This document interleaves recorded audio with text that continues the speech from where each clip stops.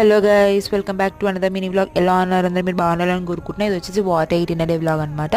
So నేనైతే కాలేజ్కి వెళ్తున్నా అని చెప్పేసి ఇంకా నేను 7కి స్టార్ట్ అవుతా అని చెప్పేసి అంత మార్నింగ్ నాకు బ్రేక్ఫాస్ట్ చేయడం నచ్చుతుంది. టీ తాగేసి కాలేజ్కి అయితే స్టార్ట్ అయిపోయాను.